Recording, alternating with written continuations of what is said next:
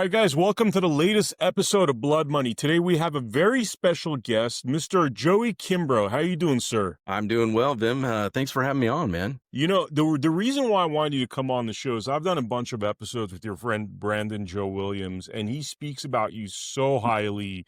He almost looks at you as a mentor in certain categories and fields. But, before we dive into that part, tell us, how do you describe yourself, what you do, your expertise? Give us a little introduction to who you are. Okay, yeah, sounds good. So I would call myself a credit expert, and I don't use that term lightly. I litigated here a while back through a necessity, I think more than anything, a 15 USC 1681 claim as it relates to the Fair Credit Reporting Act.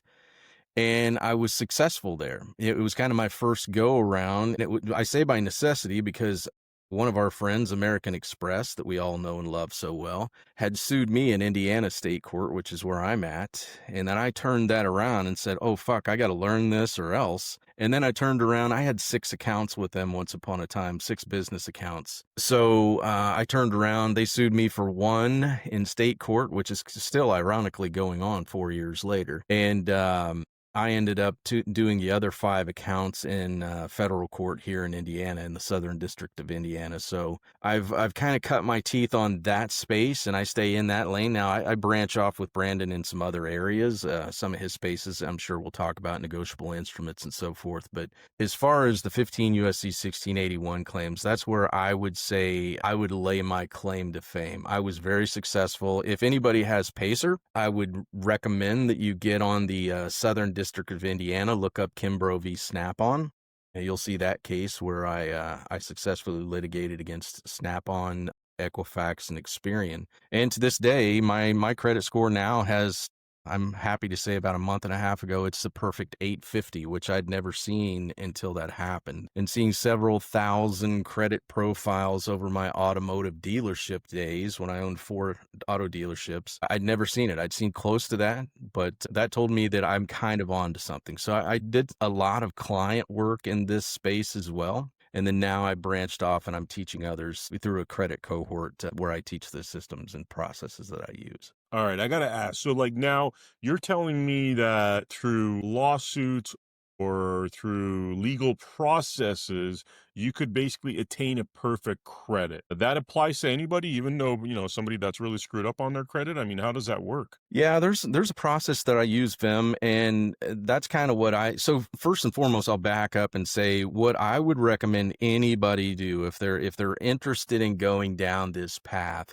Get a PACER account, get into your district court wherever you're at. Look at 480 is the code on Fair Credit Reporting Act cases. So do a research in your district on 480, and you'll see that that's what I did. I went in and I looked for people, bar cards specifically, that were suing for 15 USC 1681 claims. I took those cases and I studied those and then ultimately modeled it to my complaint, built a complaint based off of my needs. So that's kind of how I do it. There's a proper way to do the disputing. I do identity IQ, and we can kind of go through the overall process at more length, but I order an identity IQ 3-bureau report, and I'll look at each of the accounts that are on there. I'll highlight what is different. And if anybody, does any research on 15 USC 1681, you'll clearly see that Congress has put that act in place to ensure maximum accuracy. And those are your grounds right there. So anything you find that's reporting out differently across the 3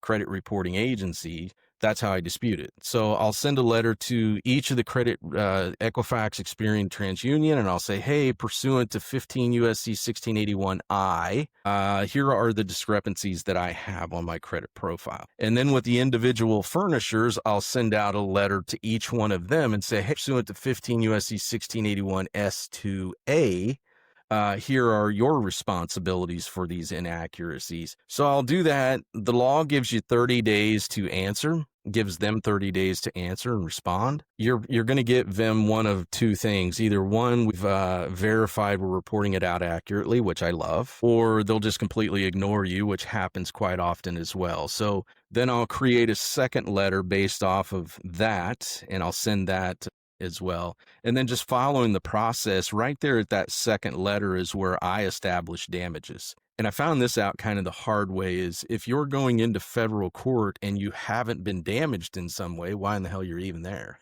So, they'll call it concrete damages from a legalese term.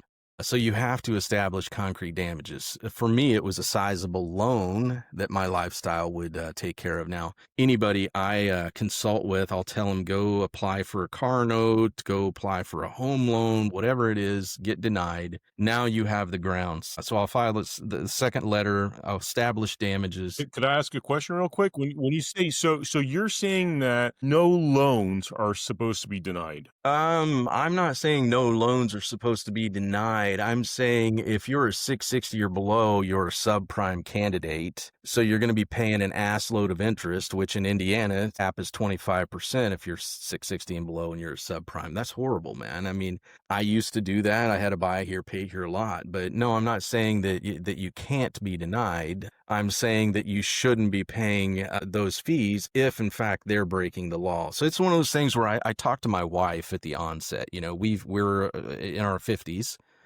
So we've been raised with, hey, if you get a loan, you pay your bills. So we had to really set down when I had $154,000 worth of Amex debt that we're talking about and really filter that through, well, hey, honey, I mean, are you, doing everything right? Well, the way I explain it is Joey's not breaking the law if he's not paying that bill if something in life happens.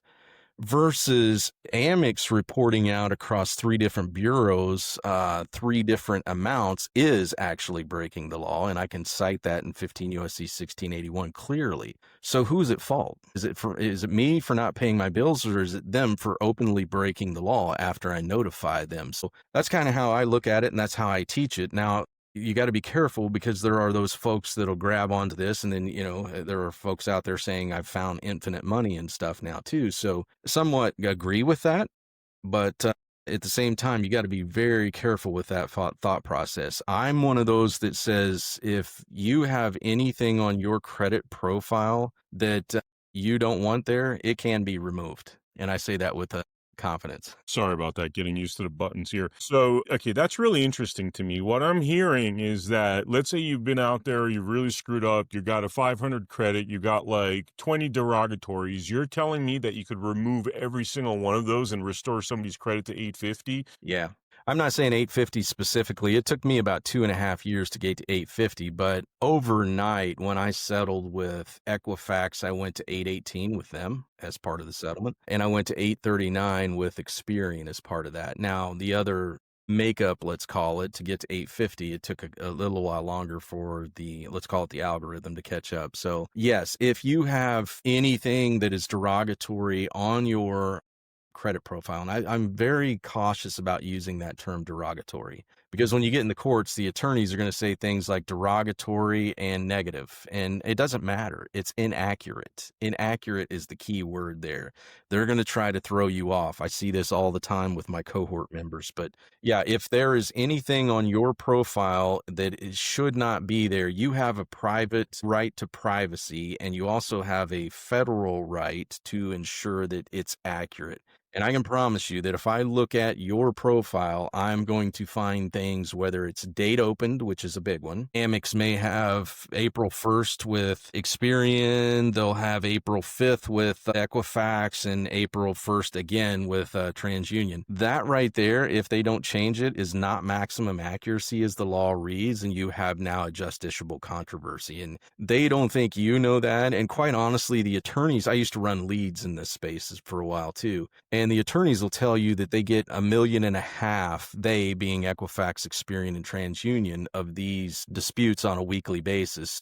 They have an automated system in place. I call it AI before AI was AI. It's called eOscar. So when you send these disputes in, it'll automatically kick out a response based off of a code on what you're disputing. So being in the credit repair space a long time ago, once upon a time. There, we would try everything. We would handwrite stuff and everything else to try to trip up E. Oscar when it's really not needed. The letters for me are just building evidence and evidence only. All right. So you're talking about these things that you find on the credit reports that show discrepancies that then are arguable. Could you give us like some more examples of what sort of thing an inexperienced person would want to look out for in order to get the stuff removed? I mean, I can show you an example if you want to. You want me to share the screen and Yeah, totally. I mean, I know we're using some new software here, but it looks like there's a share button here. I don't know if I got to press it or you got to well, let press me it. let me hit it and see if it asks you. There you go. It's asking for the screen. By the way, for the viewers out there, there's a software called Riverside. Brandon Joe Williams is a big fan. The first time I'm using it today, so it's a little bumpy, but already the picture quality is so much better. 4K, it's awesome. Yeah, it looks good, man.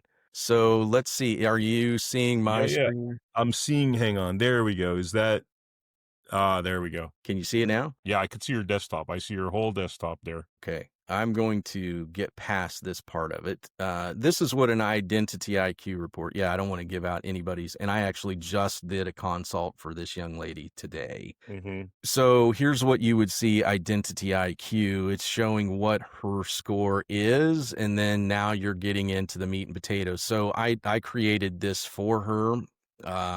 Red's bad. And then here's the discrepancies I would look for. So just like I told you earlier, Vem, date opened is a big one.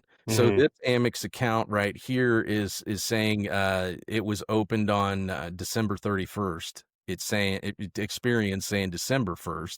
So which fucking is it? Is it December 31st or December 1st? So that's how I dispute these things. Is So the question. Let me pause you right there because Yeah. I see what you're doing. You're trying to find mistakes in there where the dates are off. So now, let's use this date open example, right? So you're telling me that because it's different dates, you write to each one of these guys going, look, you guys got all the dates wrong. This is obviously inaccurate. Please remove the entire thing, or how does that progress? That's pursuant to the law, they only have two options. They either fix it or they delete it. That's the only two options they have. Now, they don't want to do that. I'm telling you right now, TransUnion, Experian, and Equifax, their revenue model is set up on Amex reporting out, and they're paying them for it. So when you go to negotiate removing these accounts off of here, the first thing you're going to hear from typically what I hear is, well, there are 11 accounts, Joey, that you're disputing with us. We can remove 4 of those for you. No, you're removing all fucking 11, because we played the game. I gave you a notice of intent to sue. I gave you every opportunity now. And the reason why they're doing that, Vim, is because those other 7 of the 11 accounts, they're getting revenue off of on a monthly basis. And I'm one that used to report out to Experian in particular through Metro 2. So it's a revenue game for these guys. So they are very hesitant to remove these accounts. But And is it let me ask you, is it a yeah. fraudulent revenue gain? It sounds like if they have 7 accounts running on you, I mean, are they doing anything shady and therefore that's the reason why they want all this stuff to go away? No, I think that it's a way to keep their thumb on you and keep you in check. I mean, there is a huge industry out there, the subprime one I was talking about. And when I was an auto dealer, I had a lot of lenders, United Auto Credit, Credit Acceptance Corporation, a lot of those big gorillas, and some are owned by some of the, the bigger regional banks anyway. So if Vim comes in and he's an 800 plus, he's a prime candidate, he's going to get the auto loan for 5% or whatever that may be. Whereas if he's a 660 or below, and this is just my theory, then now I can charge him for the same damn car. Instead of 5%, I can charge him up to state max in Indiana, 25%. So that's my theory on why they want to drive you to 660 or lower. So you saw this particular young lady here, not a ton of unfavorable stuff. She's 561.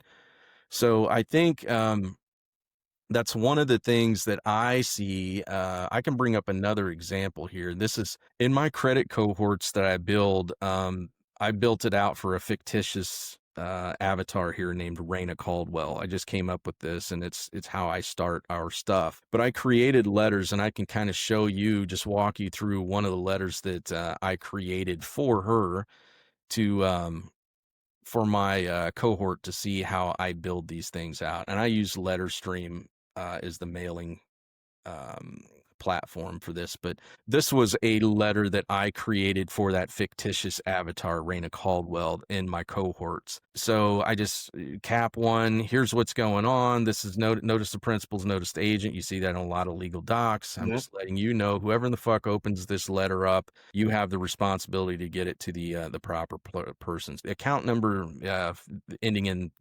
32.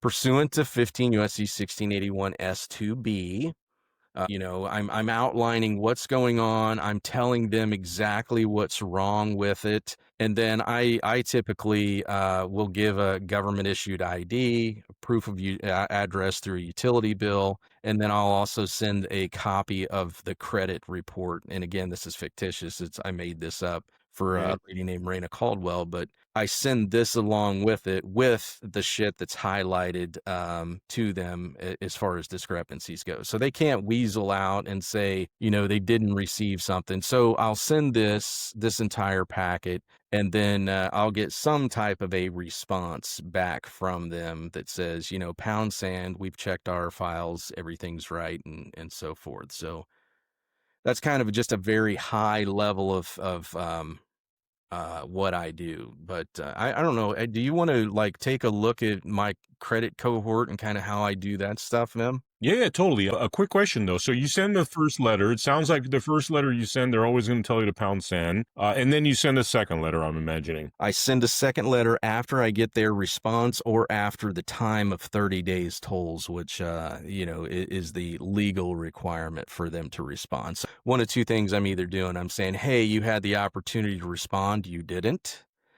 So therefore, now you're in violation of 1681, or you responded, and that's great, but that's horseshit because here's the reality of exactly what I showed you earlier. That's how I do it in the second letter that I send. Interesting. So,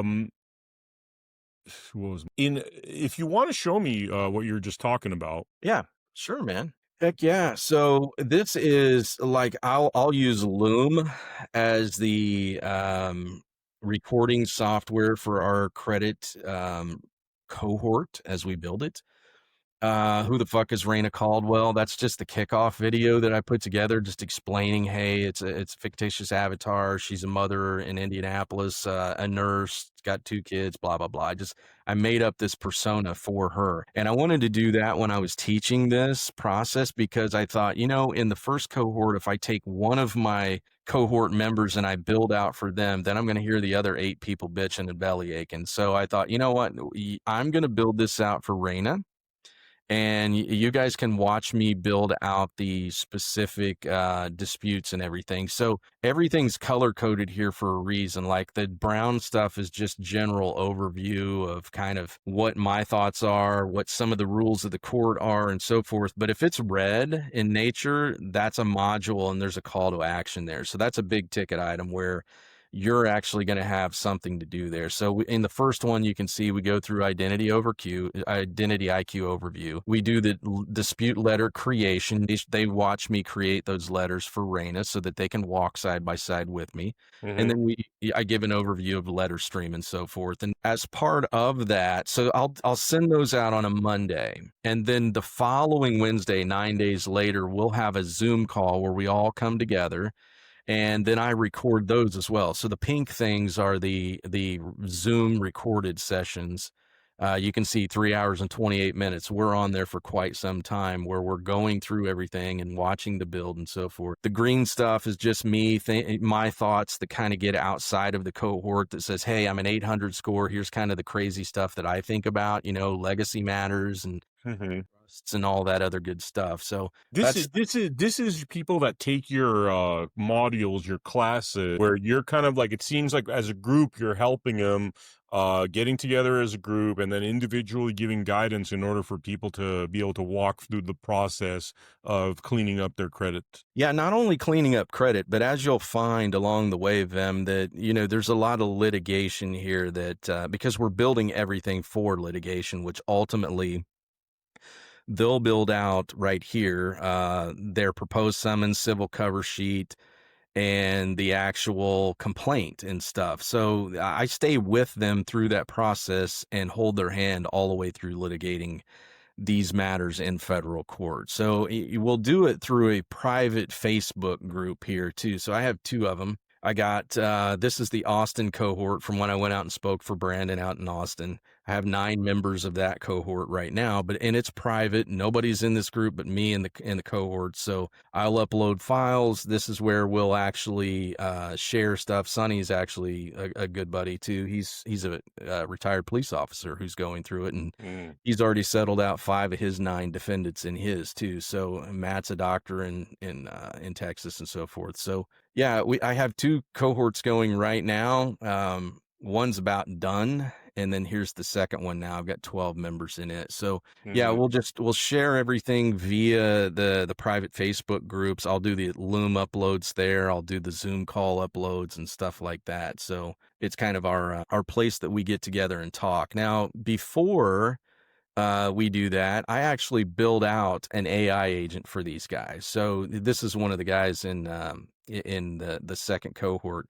I'll build an AI agent, and I forget to tell this a lot of times, but this is probably one of the most important things, that I come in and I give the AI agent instructions here, and then I build out a knowledge base with the federal rules of evidence, the civil procedures, say manuals, all the local rules, Supreme Court decisions, case law, all of that. So your AI agent's like the smartest fucking attorney on the face of the earth is how you could look at it. So when you go interacting with it, it'll actually become smarter as we go through this cohort, and it makes it so easy. I actually have one lady in the first cohort who's a Japanese American. She's only been here 11 years. And she said, without that, I wouldn't have been able to, English is her second language. So she's doing very well having this. And this is something I did not have. And now everybody that's in it's like, oh my God, I'm so in love with this. It's a great concept kind of thing. So wow.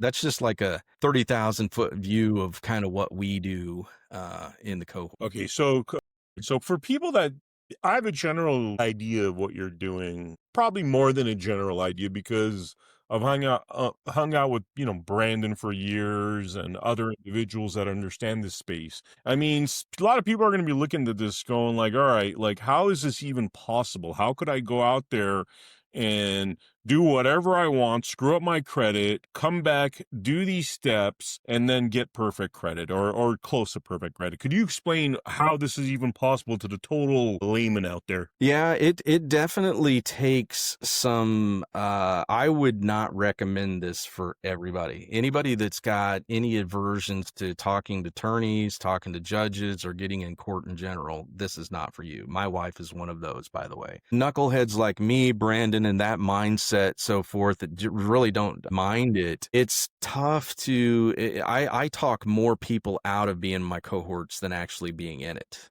Crazy enough as that might sound. I'm not a hard sell. I don't want your money if you're going to go in there and flop. I've got a record myself that's impeccable. I've not lost one, knock on wood. So I don't want to get some knucklehead in there that's going to fuck that up.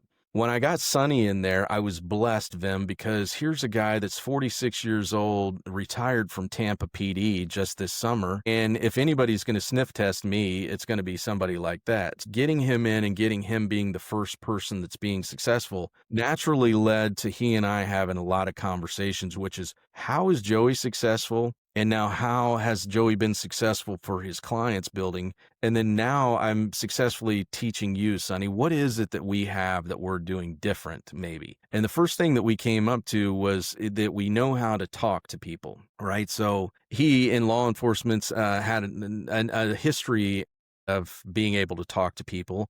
I'm not put off by attorneys. One of my favorite sayings is, counsel, we're going to have to agree to disagree on this. You're always going to hear, this is frivolous, it's meritless, and you're an asshole, essentially. And when you get past that, you chuckle and give them the whole, we're just going to have to agree to disagree. So anyway, that's a long-winded way of me saying this isn't for everybody. I mean, if you don't have a willingness to want to get in and learn the procedural components, Brandon will be the first one to tell you that when he talks about Uncle Joey, is I thought the guy was fucking crazy. I just wanted to build the best, Noah's Ark, i.e. complaint, fire that into the court and see what happens. And that's horseshit. It'll get shot down every time. If you don't know the procedural components and know Federal Rule of Evidence 301, which tells you, and I'm not pissed at them, by the way, now that I know it, which that's the presumptive argument. If I say, Vem, you're a fucking big ass purple monkey, if you don't come back with and rebut that you're a purple monkey, guess what you become? No, I'm a pink elephant, Joey. What the hell are you even talking about?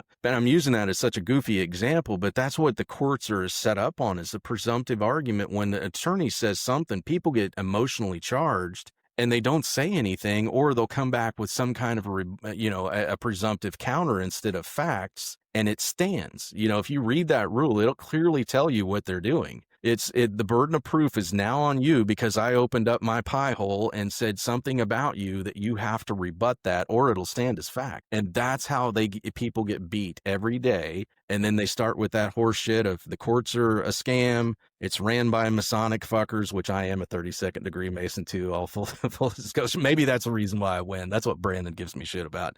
You're a fucking Masonic guy, man. That's why you win, and that's the farthest thing from the truth. I shouldn't even have to get in there and scrap it up. But yeah, I love litigation. I may be just 2 degrees off and not, a little bit touched in the head, because I truly love it. I truly believe in what it is. But I'll tell you, 9 out of 9 times, the judiciary is stacked against you. The bar cards are going to say whatever the fuck they want. And that little dude over there in the black dress is definitely going to be on their side. I don't want to get all conspiratorial here, but it's true. We all know that. So let's move from that. Find out procedurally what they're doing. They're not used to dealing with you or I, somebody that may know the procedural components that could shoot a missile right up their ass. So, I mean, that's what I've looked at. And I say this jokingly. I said this in Austin, and it was directed at Brandon. I say this in jest, but it's true. I had a record of 45 wins, and then I met Brandon and I started losing. So, I didn't know how to fucking lose until I met Brandon. And, I say that and he'll laugh and I'll laugh, but there's truth in that. I mean, I'm not throwing turds over there. It's like, had I not taken his complaint and got a loss, then I never really would have dove into this procedural component, which has made me like a version 2.0 now. Wow. Which I love, because now I've had to dig into the procedural to say, all right, what is it from this standpoint in Brandon's argument that we can really start getting some traction? And there's no case law. There's none of that stuff that you have in the 1681 cases, but there will be, I believe. I mean, and we have some clients that we're sharing right now that we're working through that stuff, but it's going to take some time. It's going to take some appellate review. It's going to take, a lot of time, to get there with some of Brandon's arguments. But yeah, it's litigation is something that I think most people, Vim, that I run across go into it naive, just as I did. And, I look back now and I laugh. When I first started filing stuff, I'd be sitting there and I'd be like, yeah, that fucking judge is going to get him now, boy. Look at this motion I just filed in there, all arrogant. And they don't give a shit. Quite honestly, they don't read your anything that you write. I promise you that. They have 600 active cases, every federal judge does. So they're not reading your 30-page fucking manifesto of craziness that most of us file in there. It's like, if you don't know the procedural components, and here's the key into winning, especially the 1681 stuff. As soon as you get it filed, it's time for a telephone call. Hey man, I want to find an amicable resolution for your client and myself. Let's talk. Can I send you a Rule 408 settlement demand? And they're like, God, this guy's talking in my language now. Wait, does he even know what a Rule 408 settlement? When you start talking like you have some sense, instead of what you and I have heard a million times, Vim, and most people, and they're going to get a chuckle out of this. I'm a free man with blood flowing through my veins. Fuck you and your sovereign stupidity. I mean, it's like, all of these people make me cringe when I see that stupid shit. They know who you are. They know why or I'm not a U.S. Yeah, you are. You're a fucking U.S. citizen. These courts are built for U.S. citizens. So fucking be one, get in there and win. That's as easy as that. Now, there's where Brandon and I start parting ways a little bit, but it's the courts were built for you and I. I hate hearing people say the Article 3 courts. They are Article 3 courts. They were built, but they were enacted by Congress. I mean, people get so caught up in that instead of going in there, finding out the procedural components and winning like I do. Simple. What are the tips you could give to people that are a little bit green on this in terms of how they could set a winning precedent? That's a great question, bro. The thing that I come out of the box with and telling people, if you're not willing to do these four things, don't do it. Get yourself up to speed on the federal, if you're in federal court. If you're in state court, it's going to look the same, but just change the fucking keyword that I'm using here. Federal rules of civil procedure. Read those and know those, know your timing, know exactly how to serve process, know how many days they have to respond to your motion, know that you have a reply as a right to their response. Know all of those intricacies. That's a procedural component. The one that's overlooked more than anything, the second one, is the federal rules of evidence. That's where the gold's at. That's where that presumptive 301 I was telling you about. That's where 408, the settlement letter's at. That's where 02, which tells you about the best evidence. If somebody's putting a contract in there, it has to be the original. People don't know these things. The judiciary canons, that is huge. That tells you exactly how the judges are supposed to operate. They can't show impartiality, impropriety, all of these. And it's funny, if you read the canons, you'll see that they have a fucking theater going on in there. And you can actually, I didn't know what law was defined of until I got into the canons, and law is very clearly defined as includes the rules of the court. Well, they violate the rules all the time. So that's the third one, the judicial canons. And the fourth one is the professional standards of conduct. That tells you how the attorneys are supposed to operate. So if you had those four things, federal rules of civil procedure, federal rules of evidence, judiciary canons, and professional standards of conduct, if you had those four that you had actually studied and you knew what they said, you can't be beat. And I'm saying that, and I'm hoping people are taking notice and saying, wait a minute, is that all it takes? I promise you, if you know those four buckets, you'll never be beat. Your complaint means shit. But that's where so many people get caught up in, and then procedurally they get dismissed and they're fired up and it's all Masonic and all this other stupid shit. So if I were giving anybody any advice, I would go, if you're thinking 1681 and you're wanting to get your credit profile, go study PACER in your district. Find, like I did, 5 cases, build them out with your stuff, that we talked through identity IQ. Know those 4 buckets right there. File it in and get your head beat off the ground a little bit, but you're going to win eventually. I can't state that enough. And then start taking your 1681 stuff and kind of branching out a little bit further. 1692 is a very close relative. That's the Fair Debt Collection Practices Act, FDCPA. So it's with all these debt collectors, the Midlands and all of those guys that are clowns. It tells you, just like the FCRA does, it tells you how they're supposed to operate. They fuck that up all the time. I promise you that. They're not supposed to call you during certain times. They always do. They're not supposed to curse at you. They always do. They're not supposed to talk to your family members or somebody at your workplace. They always do. So there's so many, when you tell them you want debt validation, they never do. In Indiana, at least, and I think most states are the same way. The first thing I do if somebody tells me something about a debt collector coming after them is I go on to our state Secretary of State site. I look at business search. I look at that company, Acme Collections, let's call it.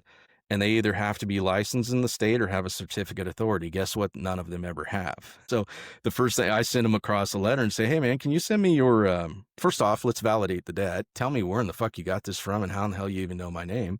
And so many people make mistakes there. They'll talk to people on the phone. Don't ever do that. Have them send it to you in writing. Go search like I just told you. Fire them off a letter. Ask them to validate and then say, hey, man, are you licensed in the state of Indiana? I'm not seeing you here on the Secretary of State. You'll never hear from them again. They're gone, because they know what the ramifications are. At least in Indiana, it's $10,000 if I turn that into the Attorney General. So they go away. And most people don't know this. I mean, there's just so many nuggets that I can share on how to just get them to leave you alone. And I think you probably have heard from Brandon a million times about the contracting. All that is people trying to contract with you all day long.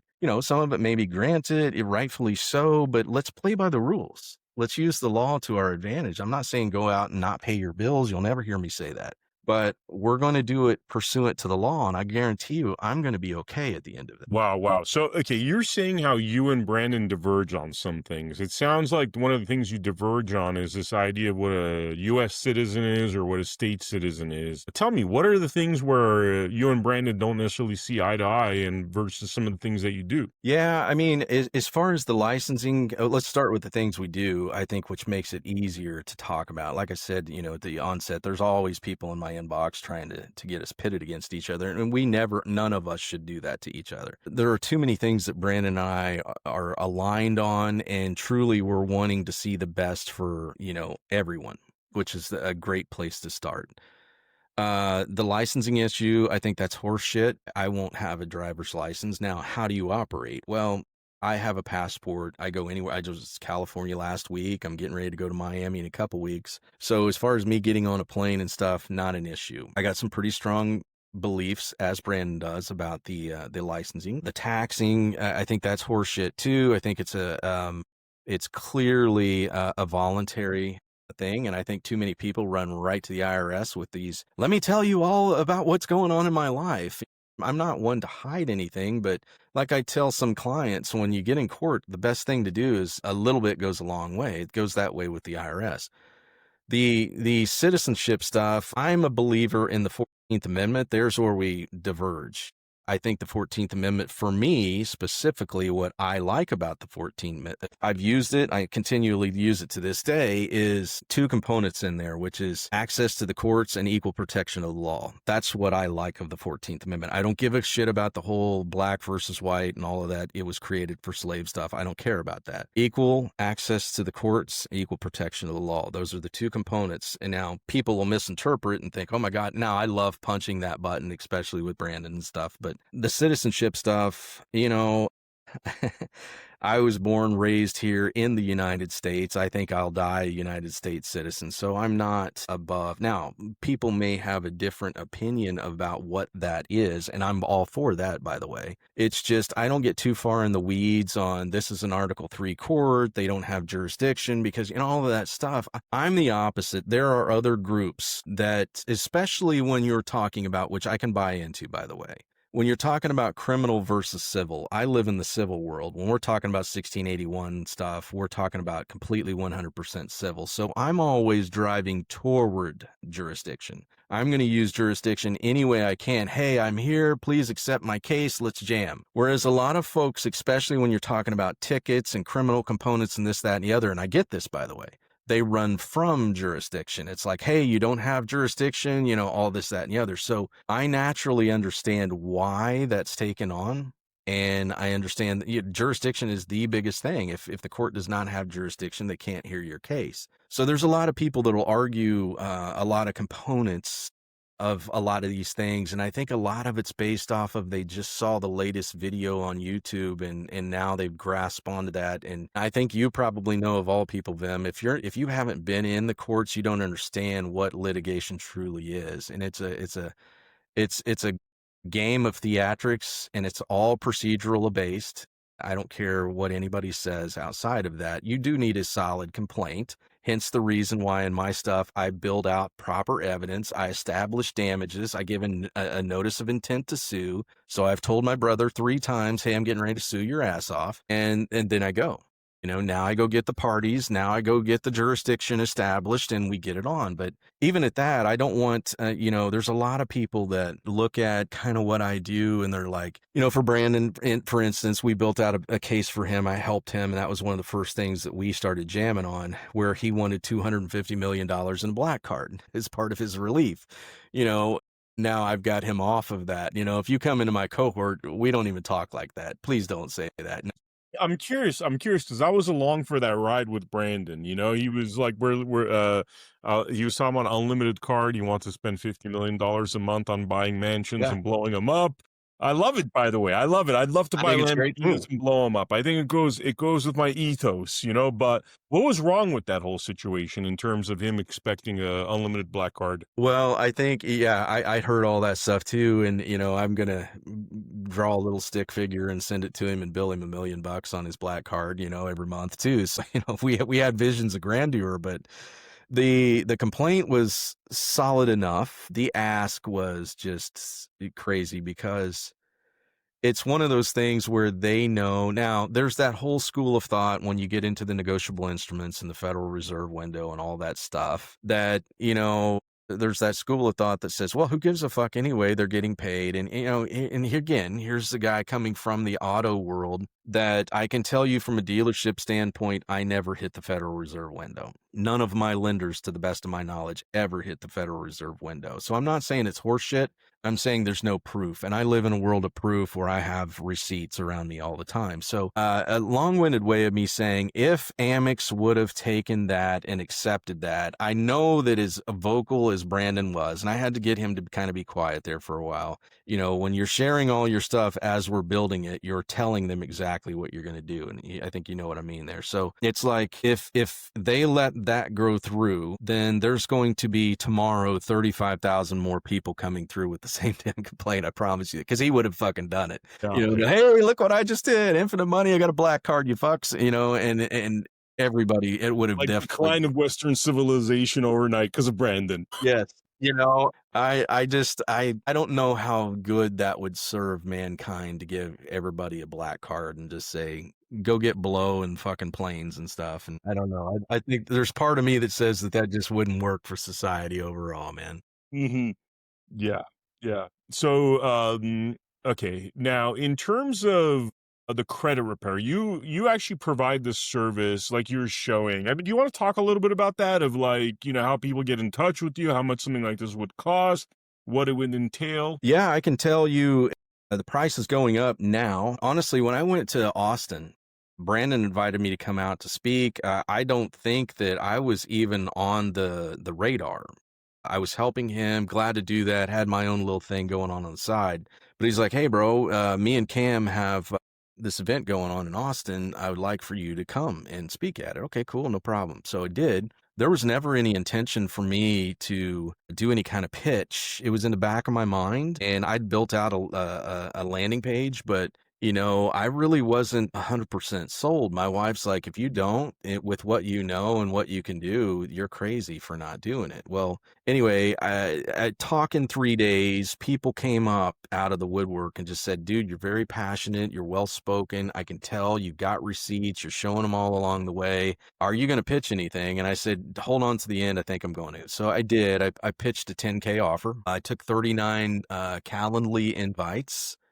23 of those I spoke to, I sold 11 over a weekend. So it worked out pretty well. Now I've got testimonials, not just with me standing up on stage and blabbing my mouth and showing my receipts and receipts from customers. Now I'm going to have the Sunnies of the world, that were part of that ecosystem that came in and says, hey, I have confidence. Now they're getting their own receipts. So by default, I can tell you that probably the next one, I have one starting January 5th that I'm going to teach these concepts. I'm going to walk through. It's a 6-month immersive, all intensive, walk you through the proper disputing, establishing damages, how to file a CFPB complaint, notice of intent to sue, everything that when I say there's 3 goals that I have for you when you come into my ecosystem. One is to get back every dime you gave me. 100%. Dear, that's to my heart. I want that. The second thing is I want your score to be the highest it's ever been, hopefully above 800. Mine is. And then I want you to learn a skill set that you're going to be able to use for not only yourself, but a legacy for your family, friends, and so forth.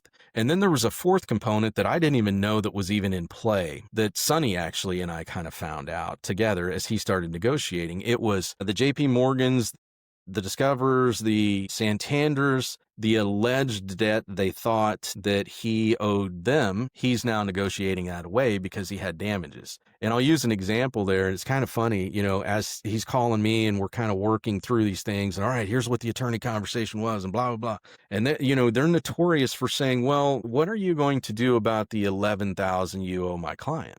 And I said, all right, here's what we're going to say. It's got to be their idea. Because this happened to me with Snap-on. They thought I owed them X. Well, they ultimately waived X and paid me Y, which is a pretty decent amount. We use that same concept there. So, it's like, hey, okay, attorney, really, we're not even talking about that, what you're alleging that I owe your client. We're talking about my complaint for damages. So how about I pay the $11K to your client that you're alleging that I owe, and your client sends me the bill, the check for $65K for the Lexus at Tampa Lexus that I just got denied on. Well, that's the stupidest fucking thing in the world. Exactly. So let's get past this. Well, the phone rings the next day, and guess what? The attorney, this young lady said, hey, my client is going to waive the $11,000, so it's like, so he's walked away from 5 figures of debt that they thought he owed over a few accounts, a few different companies. And I don't want to get too far in the weeds there because that's still active and going on. But so walking away from debt that they thought you owed, getting your money back you gave me, getting above an 800, hopefully your highest that you've ever been, and learning a skill set. Those are the things that I want. I'm not one that hides too far away. I don't mind my information being out there. Joey at prosajoe.com. I mean, that's the easiest way to get a hold of me. Hell, I share my number. I mean, if you go on the Southern District of Indiana, it's not like if you pull up any one of my cases, right underneath my name, it's got my contact information. A lot of people find me that way too. That's got my cell phone on it. So I'm not one of those goofy guys that hides from anybody. So, okay, I want to wrap my head around this. So it seems like however bad your credit is, going through this process, learning from people like you will help to repair the credit, right? But then let me ask you this, right? So let's say somebody comes in with terrible credit, whatever, 500. They go through this process. I mean, how long does this take usually to repair most of the damage? That's a great idea or great question. So I can tell you receipts from mine. If you looked up my case, I filed it June 15th of 2022. You'll see on there Equifax stipulation to dismissal means I reached a settlement with them about a month after that. So my 1 month after that. Yeah, 1 month. Okay. My score went from 660 to 818 with them. About 1 month later, I reached resolution with the Equifax, or Experian. You can see I went to 839. So about 2 months after I disputed things. So let's call it 4 months in total. Sonny's is a better example. That's real time and it's outside of me. It's actually somebody that I've taught how to do it. He was a 498 when he started. I mean, I don't think he would mind me saying that because now he's 750, and he's only going to. He's got one more to negotiate out with right now, and he's doing that. So there's components there too where utilization is something that I look at, and you'll hear me preach on. So if you have $1,000 credit limit and you've utilized 30 of that, you're fucked. Your score is going to drop by 100 plus points. Sonny's got not that big of example, but he has one where he's got a high utilization rate, and he's okay with that because he wants to keep the card. He could pay it off, and I said, if you do, you're going to go even higher than 750 or whatever it is. So it's just kind of when you learn this process, you learn, I've had people consult with me, and this is a good one, Vem, a couple of years ago. There was a young dude from Nigeria that living in New York City. There's a book in itself. 25 years old, doing everything right. He paid everything 100%. 5-year-old kid doing this. He had 32 car loans, 32, because he was starting a Turo thing. So he's got this Turo game going on. He reaches out to me. I hook him up with consult. I looked at his shit and I'm like, Oliofe is his name. Bro, you got to get all those off of your profile. Well, how can I do that? I've been paying them all on time. We're looking at the inaccuracies and that's what's going to give us the grounds to get them off. So the moment that you get all 32, and here's the thing, his credit score was 520. He was doing everything right. He would never miss a payment, none of that. And his score was still 524 and he didn't understand why. It's because his utilization was through the fucking roof. He had tapped out his credit and then some, having 32 fucking auto loans on his credit profiles. Get all those off, you're going to go above an 800. Guess what you can do? Go get another 32 cars for your Turo games. It's kind of knowing the game, utilizing and using the law to your benefit. I'm not saying ever go out and commit fraud or any of that stuff. Don't do that. Could you? Yes. You probably could do some dumb stuff. I would never recommend that. I would always say pay your bills. But if life happens, you have alternatives out there. I mean, so anyway, I'll go as far as that. So theoretically, like if you could just keep doing this rinse and repeat and like keep screwing up, keep going back to court, fixing it. And essentially, I mean, it sounds like when Brandon's talking about unlimited access to cash, I mean, this would be one of the avenues. Infinite money is what he Infinite money, yeah. Yeah. So Wow. I'm one of those fans, and I'll go on the record of saying this, that I think bankruptcy is the best thing in the world that we have for us, man. You know, you'll appreciate that. As an entrepreneur, we do a lot of fucking dumb shit. I've had businesses, I've been extended, you know, but I will never stress another day in this life. And I went out and got business credit as part of this cohort because I had somebody in there that was saying they were, you know, the best in this space. So I said, well, let's test it. Uncle Joey's got above an 800, so I'll go out and do it. And I have 2 cards here, which I still haven't activated, but I hold them up all the time. There's 2 $20,000 limit cards here that I've never activated. I just did this as part of my cohort. I went to Bank of America, PNC, and Chase, and opened up business accounts because I had an LLC that was established. No history on it. Just went in, and those 2 cards right there, 40K in 22 hours. So Sonny naturally he pulls out a lot of questions, and I appreciate that because of his law enforcement background. It's like, okay, man, if you're going to Chase, because there was a lot of conversations with me and Chase. They wanted me to put $100,000 on tap. They were going to give me a VIP client, you know, blah, blah, blah.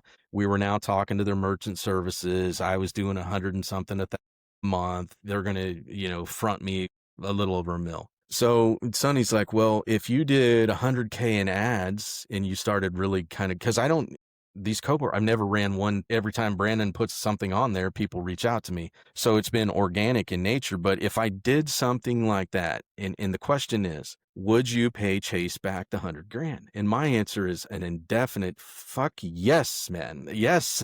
Definitely, I'm going to pay the 100 back because I want to go to Chase next month and say, hey, Vem, I got 200K now and I'm going crazy, you know? So there, in my opinion, is the infinite wealth side of thing. Now, you know, we've had conversations, me, Brandon, and everybody else. There are 4,000 banks in this country, 4,000. So I'm not opposed to burning bridges with any 1, 2, or 10 of them.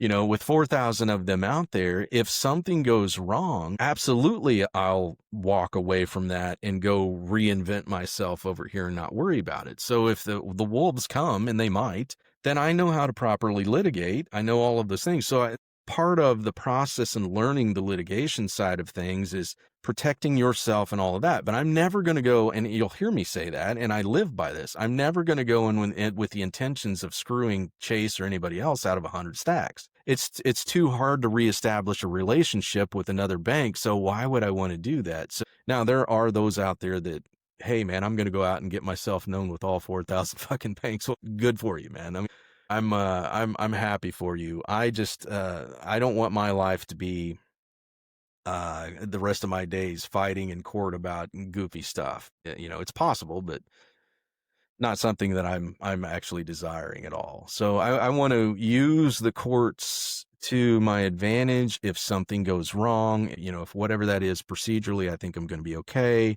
There's a whole trust component here that we haven't even broached the surface. In my opinion, there's nobody out there talking trust stuff that knows what the fuck they're talking about.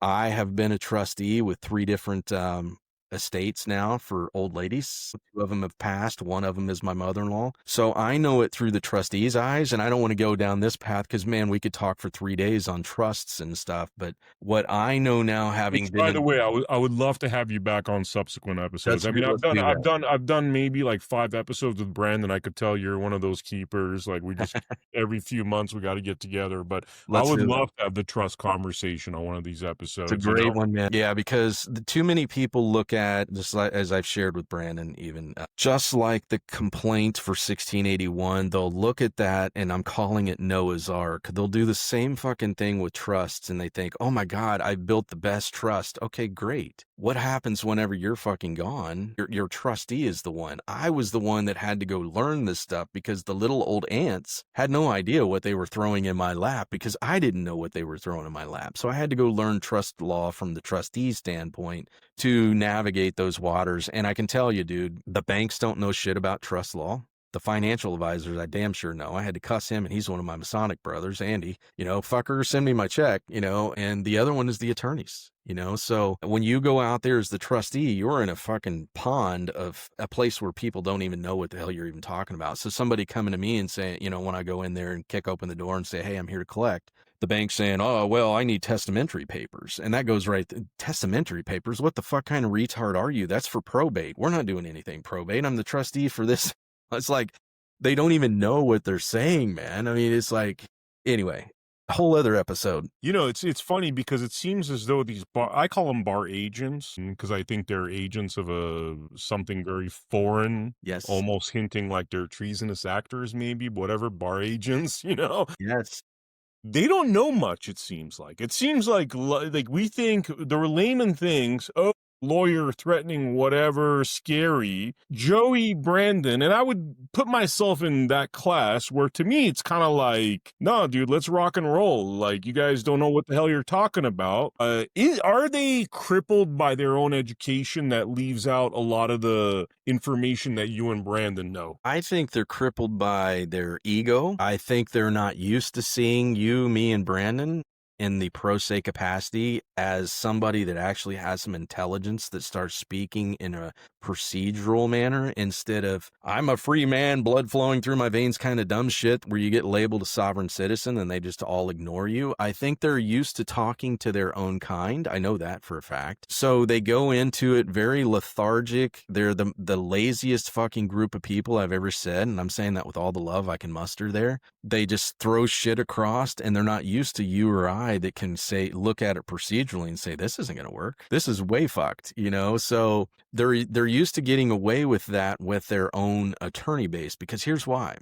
And I used to run leads for a bankruptcy attorney here in Indianapolis. And I had this conversation with him. He's probably the biggest in Indiana. He said the thing who makes the most money? And it's the divorce attorneys, because the attorneys will get on both sides of the equation, your attorney and then the woman's attorney, and they don't give two fucks. They're both making 20 stacks a piece, to get you guys to get each other's throat. And then they're looking at each other smiling even more, which is horrible. Get you a good mediator my point is they're set up for billables, and you find that as soon as you enter the court. They want this thing to drag on. I actually, in my Amex case in Indiana State Court right now, like I said, anybody can look at it. It's been going on since December 8th of 2020. I love it. I want it to go on till the end of time. I'm learning so much in that case about how far they'll go away and do everything outside of the procedural norms. So it's all about billables. I can tell you in that case where Amex thinks I owe them 15 racks, they've paid in maintenance fees alone over the last 4 years way more than 15 racks, and they're not going to get 10 cents out of me. So that's just the way the court systems are built, man. And I've seen just about everything, man. I mean, you name it. The bar cards are definitely there's a high mortality rate there for a reason. I think if you're a spiritual being, I think you are. If you're even a biblical being, going a step further, read Luke 11:45 through 52, and it tells you everything you need to know. So it's where Jesus admonishes those fuck faces 3 times. He turns Repeat that real quick. Luke 11:45 through 52. Mm-hmm. And that's where he admonishes those fucks 3 times. Lawyers and bankers and stuff. It's lawyers and preachers, actually. 2 of my favorite. Wow. So he goes from by the way, biggest scumbags ever. People talk about preachers. What I love about this last 6 months is that they're actually being exposed. And by the way, I knew this when COVID happened, because when those people started shutting down their churches, man, I consider myself, I'm an Armenian Orthodox. Nice. And, we're ancient, and so when these guys started shutting down their churches, man, I was like, dude, this is like Satanism right here that you're doing. And the thing that really bothers me is that, you're obviously Christian, right? Okay. So, I use that lightly. I don't go to church. I never will go to church, but I feel like I know. You could call me that, and you probably wouldn't be wrong. Yeah. I mean, the idea of applying to government for the right of keeping your church open, already it's like, dude, you haven't read the Bible, guys. Like, you're a priest, and you're applying to government, okay? And then we all know where that government hierarchy goes. We all know what's up with these inversion of laws, statutory laws, really there for victimless crimes. Very satanic type stuff if you actually read the teachings of Christ. but yet they're following the directions of government. So to me, the idea of even applying for a 508 for a church is like you've lost the script. You got it. Yeah, part of his admonishment there to go on with this thought, and I love this. I love this part of the conversation. Is when he's admonishing him that he's like, your fathers killed the prophets, and you motherfuckers. Now I'm ad-libbing and I'm adding, for dramatic effect. I don't think he said that, but you motherfuckers took away the key of knowledge. You took it away, and you're not adding one fucking iota to helping my people out. So he admonishes them tremendously, man. And that's the biggest thing. And then you go to Hosea. Hosea, I think it's 4:6-8. And I'm probably going to fuck that up, but I'm pretty close. And in there in scripture, it clearly tells you, dude, my people will perish for lack of knowledge. I can't put that any clearer for what that's telling you right there. He's telling you you're taking the key of knowledge away. I've found that in the courts too, by the way, when they're talking about presumptive arguments and horse shit. And then he's telling you, in Hosea, he's saying, my people will perish for lack of knowledge. So here we are. If we're not all willing to learn together, and this is what I'm kind of bringing this full circle now. I'm never going to be at Brandon's throat any more than I'm going to be in your throat or anybody else, because you guys are fucking out there kicking up the dust and doing the stuff that I'm doing. I mean, why would any of us get pitted against one each? It's this, that just doesn't make any sense. We're all searching for the key of knowledge. We're asking for wisdom. We're doing exactly what Solomon said, arguably the richest dude of all time. So I just want wisdom, bro. I want to get up tomorrow. I get to go in this room right over here. I've been married to this woman for 32 years. God love her. If she lets me, I get to sleep with her tonight in a warm bed and 5 below zero. I have food in the fridge. I got plenty of money in the bank. Our shit's paid off. It's in a trust, blah, blah, blah.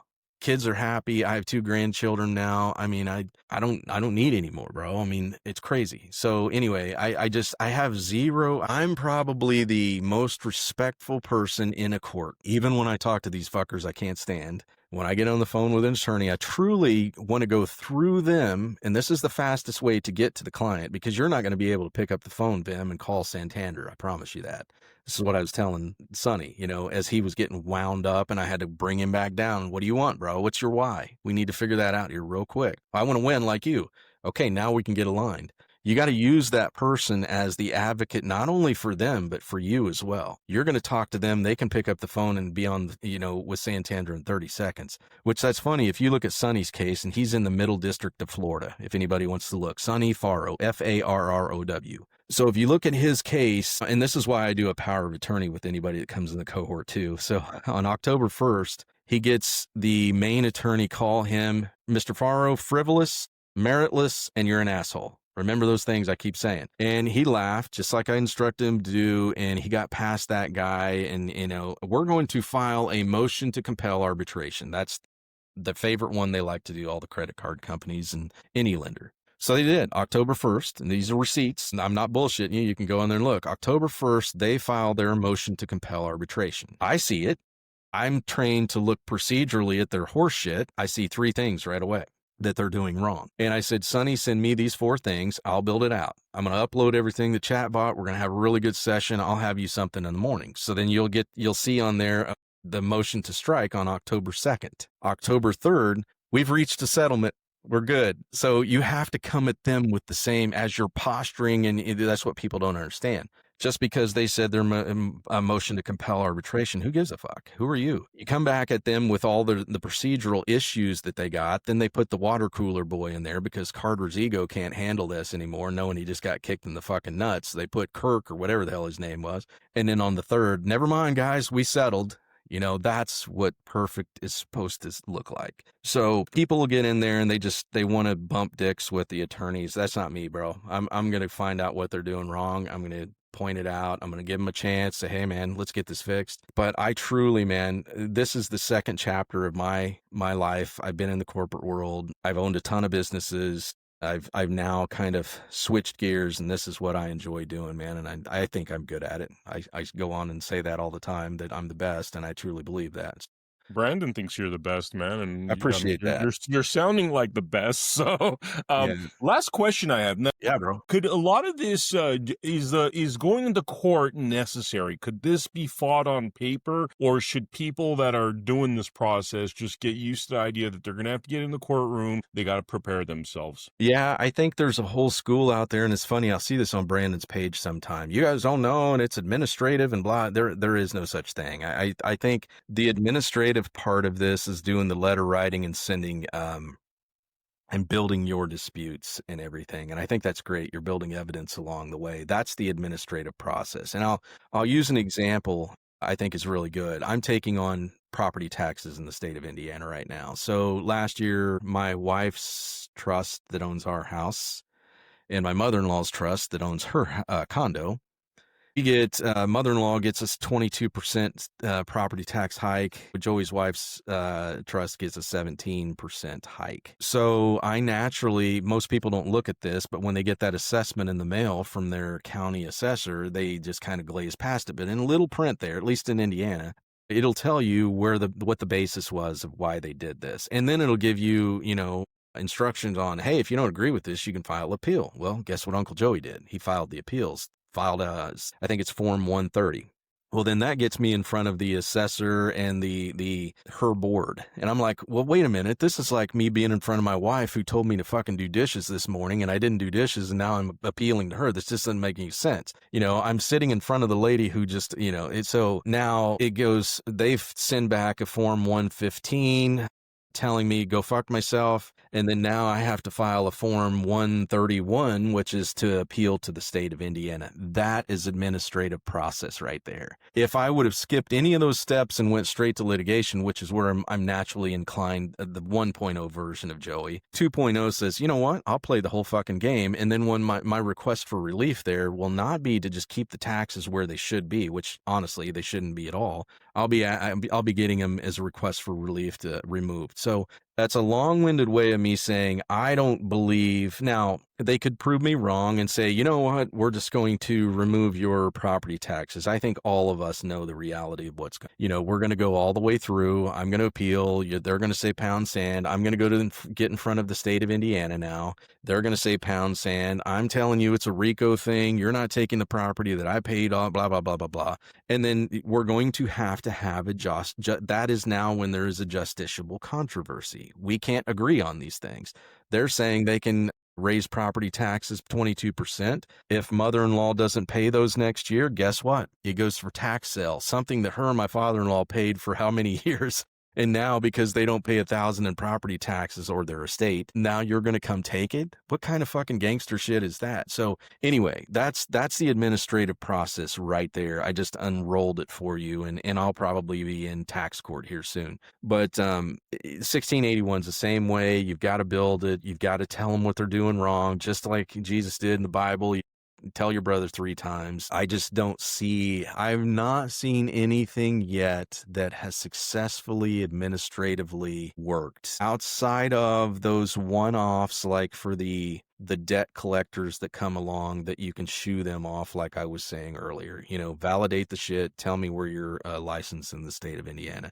That stuff works. The whole credit repair world that I used to be in, I used to have a credit repair company called 247 Credit Fix, and I hated it. It was the greasiest fucking business I'd ever, and this is coming from a guy that owned used car dealerships. So, to say that is the whole model of them is to, hey, I'm going to hit you for $297 onboarding, and then it's $99 a month to send out these magic letters. That, by the way, if I went, I could go crazy with that, and you're going to think I'm the second coming of Christ, because as it's being disputed, your shit comes off. Here's the problem. 3 months later, after it's, verified, it comes back on and I'm gone, in the Chinese sands or some shit. So that's what I see these companies do. They come in, they hit it hard, they send these magic letters calling it administrative stuff. And then, they don't understand that as it's being disputed, it comes off, but then it goes back on. And litigation, for me, this is the way I'm answering it. Litigation's the only way, man. It's the only way to move the needle. Yeah, yeah, which cuts down so many people. I mean, that is just so threatening to a lot of people to stand up against until you start seeing them for like kind of the weak douchebags they are, like until you start getting the Brandon point of view, your point. I love the way Brandon like kind of talks about them and stuff, in terms of he just wants to have a cemetery full of the bar agents, Well, there's some validity in that from all of them I've seen. It's very rare that I find one. The one that actually he didn't know he was trained to me, but when I did the Snap-on case, and that's part of the settlement, if you ever have any settlements in these regards, there's only two components: no disparaging comments and no discussion of what we settled for, so I'm never going to talk shit about Snap-on. Fuck, quite honestly, I still wear the Snap-on coat around I love them. They were just a $1 billion company that fucked up, and I told them. So anyway, they hire a big attorney firm out of Chicago, and that young man that came on, he was actually a good dude. Now I say good dude. Now I know Joe Kern would have slit my fucking throat and left me off to the side of the road dead. But at the end of that case, we had a mutual respect for one another. And in a lot of that case was me being a dumbass and learning. But he was teaching me along the way, because every time he'd say, "Oh, Mr. Kimbro, you can't do that," I'd say, "Bro, hold my beer. Here we go." So I sued 5 more defendants in that. I sued the CEO, the president of the company, and 3 board members. "Well, you can't do that. You're piercing the corporate veil. Fuck you." "No, we're just going to have to agree to disagree." That led to a hearing. The magistrate, Kelly Barr, agreed with me. She allowed me. So now I'm joking with this guy on the phone. "Mr. Kern, I just raised your fucking retainer 5x, bro. You should be sending me a credit, or you sending me a Christmas card, And he's laughing his ass off and just,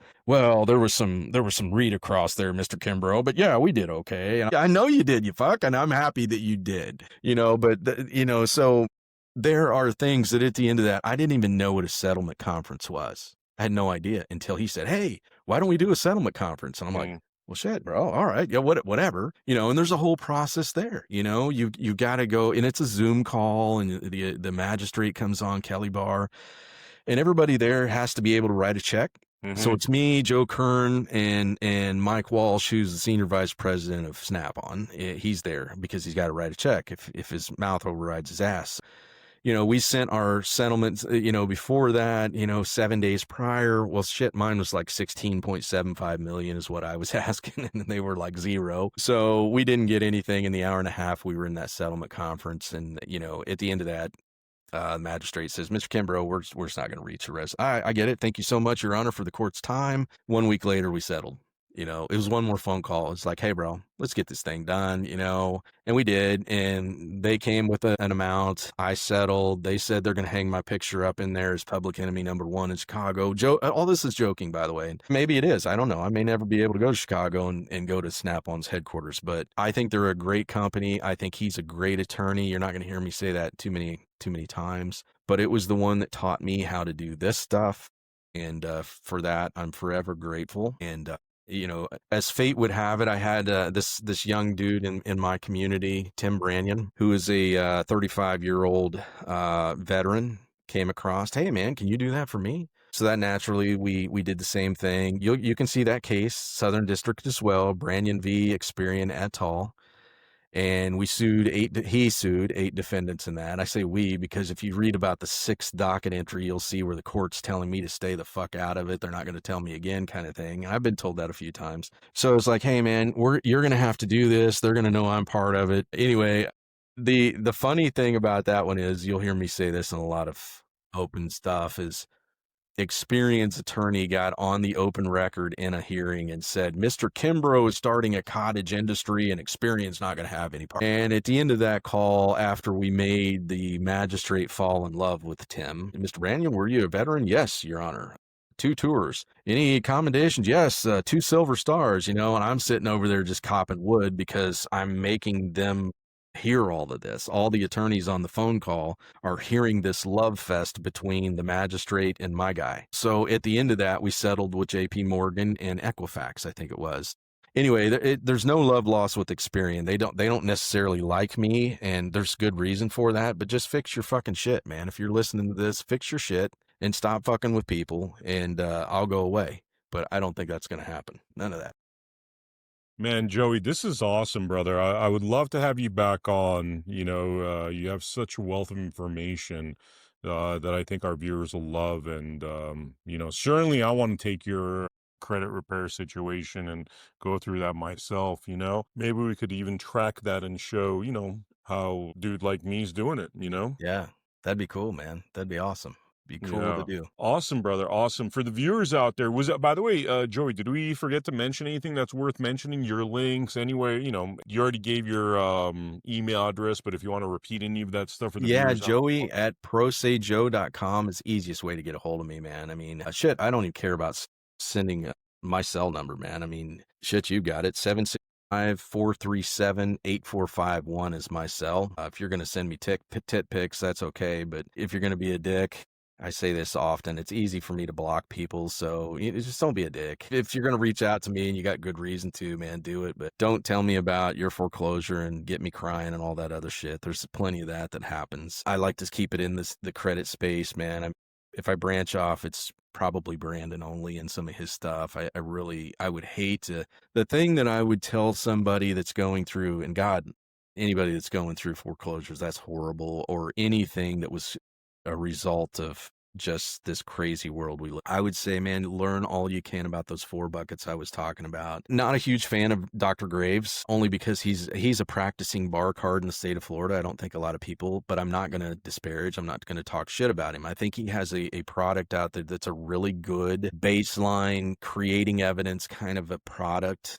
Dr. Vern Graves, or whatever the hell his name is. If you look him up, he's got some good stuff. Now, the other side of that, and me, where my mind goes, is if he's a bar card, why isn't he telling you about the rules of evidence and all that other shit that he could really help you out with? So the basics are there. Study his stuff if you need to. Look at those 4 buckets that we talked about earlier, Vem and myself, and you've got a really good fighting chance. The thing that I see that I share with Brandon, I know I've heard him say this a number of times, and he always references me, is there's $1 trillion of default judgments out there. I've read that somewhere, man, and I believe that to be true. And I was one of those once upon a time, just because I didn't know how to fucking answer service when it came at me. So if anything you do, look at your local rules in your court. If it comes in state court, especially, foreclosures or any of that stuff, look at what your local rules say. It's going to tell you need to file an appearance. That's really easy. Use ChatGPT, man. It is good. Don't trust ChatGPT any farther than you can throw it, but verify everything it tells you. If you need it to build stuff, it'll build you some really good shit. If you say, hey, build me an appearance pursuant to Indiana rules of civil procedure in this county court, it'll do that. So you'll have that. Take the PDF of the complaint it's usually only 1 or 2 pages, because I told you earlier they're lazy as fuck. Upload that and tell them you want to respond in opposition and add affirmative defenses to that. So that would be the only prompt that I would give that, man. And I hope this helps people. I truly do. I'm thinking about putting together a freebie as far as how to handle debt collectors, and maybe even one on how to handle a complaint that comes at you, so that there are no more. A perfect world for me would be a world where there are no default judgments, where you got in and you got your fucking face smashed on the ground. That's okay with me. At least you went down fighting. Don't just let them get a default and then come and rip all the shit out of your account because they got a supplemental, just a preceding supplemental, where they just go in and get an order to go and clean your bank accounts out. Man, I hate that for people. I see it all the time. People reach out to me and, hey, I've got this credit card, and I'm laughing, it's $1,355. What do I do, Uncle Joey? And I'm like, holy fuck, bro, $1,355. I hope you can make it. It's like some of the goofiest shit, when there are really people out there struggling with like foreclosures and some of the dumb shit that the banks have been allowed to do to people. File an appearance, answer the complaint, put affirmative defenses as part of that answer on the complaint, and watch what happens. It's going to immediately change if you just answer the complaint. I mean, that buys you so much time, even if you can't prevail, which you will prevail. Uncle Joey's got all the belief in you in the world, man. I mean that. If you just answer the complaint, you've just bought yourself so much time there if you're going through shitville. While you can learn the processes and stuff that I'm talking about, learn the procedural, they are fucking up. They are trying to steal stuff from you, man. I promise you that. I'm not lying to you. But anything in that complaint, first and foremost, as just file a 12b6. That's a motion to dismiss for failure to state a claim. That's the biggest one. You will find a reason in there for getting it dismissed if you just look. Whether it's, in my case, they served the summons, they didn't even sign, stamp, date it. Those are procedural fatal flaws that they can't get past. The court cannot take jurisdiction of that horseshit. Now, all of a sudden, that's a simulated legal process. So when you start hearing and seeing those things, those are very real. And I say this, and I'm not saying this in jest. If you get served anything, you can win, man. I'm not talking about traffic tickets and all that other shit. I'm talking about saving your fucking home if that's what you need to do, getting yourself out of any of this horse shit where they're trying to rape your bank accounts and all of that, man. It's like that stuff is just goofy. But it's that presumptive argument that I was talking about earlier. If they say something, it turns into fact. And I'm not mad at them because they're doing it and they're doing what the rules say they can do. And you and I just didn't know it. My people will perish for lack of knowledge. Go get the fucking knowledge. It's out there. It's really easy. Keyword search any of these rules that I'm talking about. Look at your local court's rules and stuff. And I can show you, me and Vem, I'm sure we'll do other episodes with just this talk right here, and I can share so many nuggets for you to be able to just show you some examples in my Amex case. They don't show up for hearings, they don't file appearances, they do all kinds of things that they can't do, but they will do and get away with it if you don't know how to properly address it. So that's it, man. Wow. Dude, we're going to have you back on. I can't wait to have you back on, and we'll get into more specifics and details. Thank you so much for coming on to the Blood Money podcast. For the viewers out there, thank you very much for joining us. Make sure you go to americahappens.com where we have all of our featured episodes. We're on pretty much all the podcasting platforms where you can download this episode as an audio podcast. And thank you so much for joining us. I will see you all on the next episode of Blood Money. Thank you. Over the last 30 years, we have seen the value of our work diminish and the price of real assets like land and homes increase to the point that for most people under the age of 40, the hope of owning their own home has been lost. The response of governments around the world to the 2008 global financial crisis and COVID was to defer the cost of these events to the future. They did this by printing money, in effect selling our futures to pay for their bad decisions. This is corporatism, not capitalism. Money printing didn't hurt those in power, nor those who supported them, because they had real assets, property, shares and businesses that rose in price to match the inflation of money supply. But for most of us around the world, it sold our future for a fraction of its value.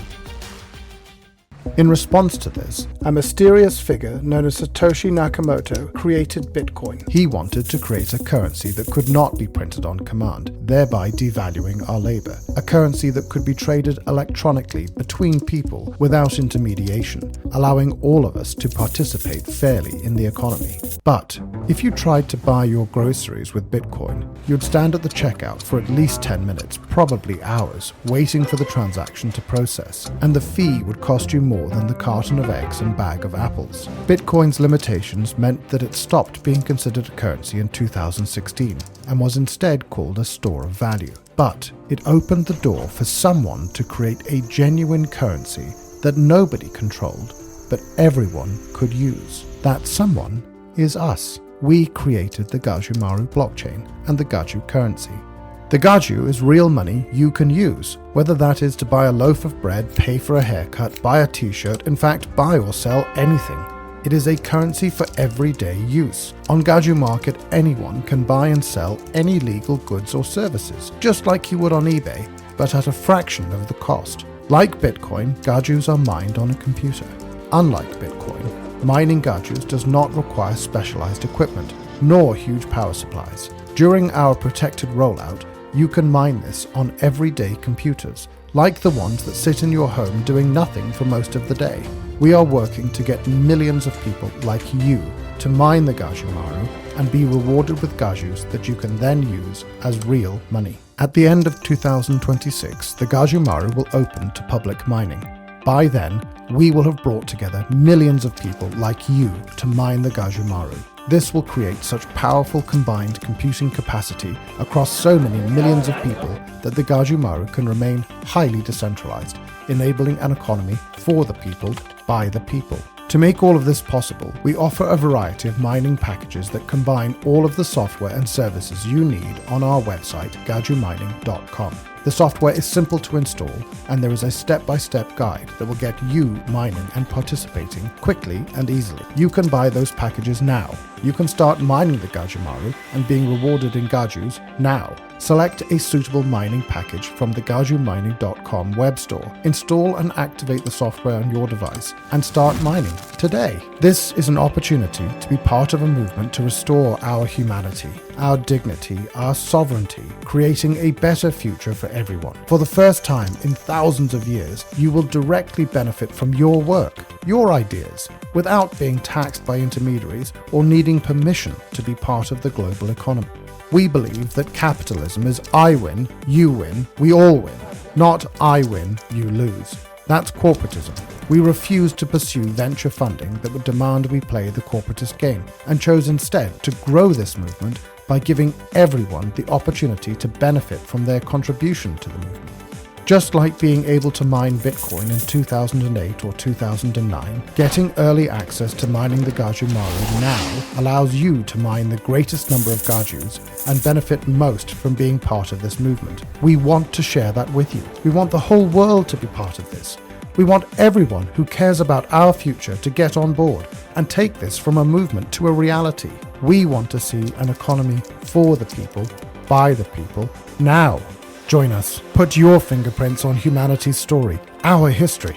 Be a leader in the economic emancipation of humanity. It's simple. Go to gajumining.com, select the mining package that's right for you, and get started today.